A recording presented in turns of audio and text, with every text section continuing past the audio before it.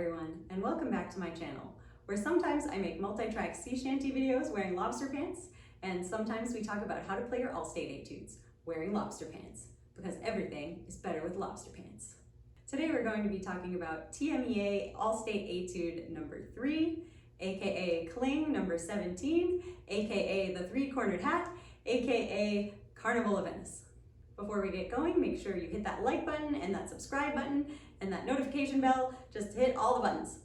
I also have a video for TMEA Etude number 1, aka Kling 2, already on my channel. I'll put a link in the description so you can check that one out as well. I'm going to give you a few practice and performance tips and then play the etude. The first thing I want to talk about is tempo. For this performance, I played the etude at dotted quarter note equals 50, subdivided into groups of 3, since we're in 6/8. Towards the end of the etude, you'll see this term piumoso, and that means to play at a faster tempo. Make sure to interpret that to mean a tastefully faster tempo. So for example, since I had played the earlier portion of the etude at dotted quarter equals 50, I played the finale at dotted quarter equals 54, only a little bit faster. Since the recommended span of tempos for this piece is 46 to 56, I would recommend starting quite a bit slower than that. I would recommend starting as low as in the 30s, because eventually you're going to need to play those 30-second note passages at a performance tempo as well. However fast you can play that passage, after practicing it at a slower tempo, of course, make sure your performance tempo does not exceed that. Speaking of those 30-second notes at measure 31, if you can single tongue them cleanly at performance tempo, then great, single tongue them. You might find it helpful to double tongue the staccato notes though. Good syllables for continuous multiple tonguing are tuku, tuku, tuku, tuku, tuku.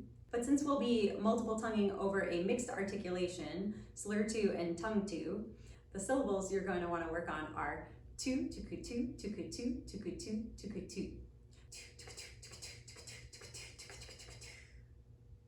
The 16th note triplets at measure 27 might look fast, but I bet you'd be fine to just single tongue them, especially because they are also a mixed articulation of slur 2 and tongue 1. There are some cool trick fingerings that you can do in this one. For a lot of these grace notes that involve F sharps and Gs, you could standard finger them, or you could choose to do them on the B flat side of the horn instead.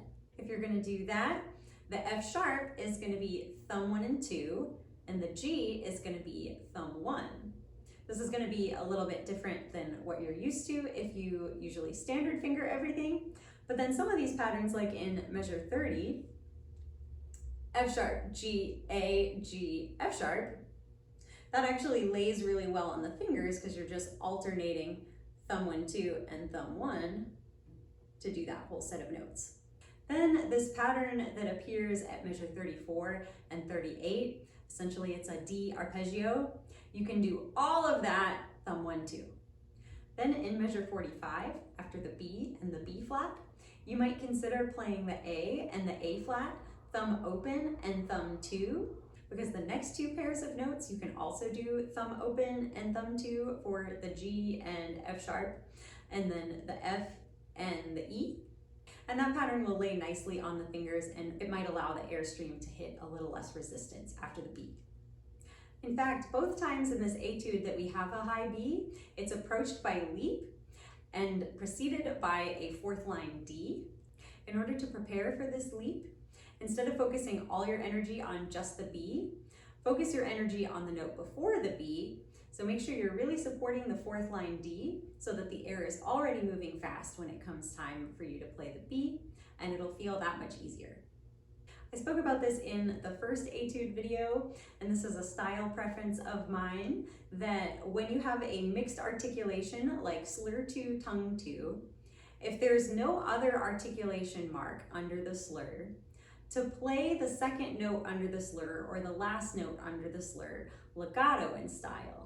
And this comes into play again in this etude because sometimes in this etude there is a staccato mark under the second note under the slur. So when there is a staccato note under the slur, you can make that slur a little bit shorter, but then make a nice contrast when later in the etude there are some slur 2, tongue 2s, or I guess it's slur 2, tongue 4, but when there's no articulation under the slur later in the etude, perform those to be legato in style again. And this will serve as a nice contrast to the beginning of the etude. This is a really fun etude to play once you get going with it. So have fun practicing and performing it, and let's get to it.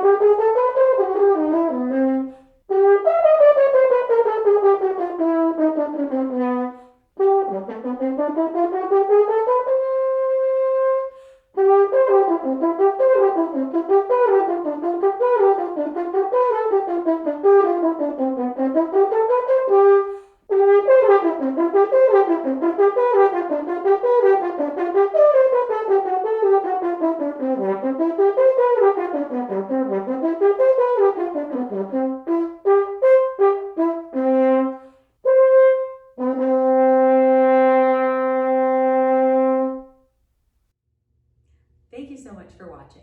If you like the video, please subscribe and hit that like button. I put out new videos on Tuesdays, so have a great week and see you next time.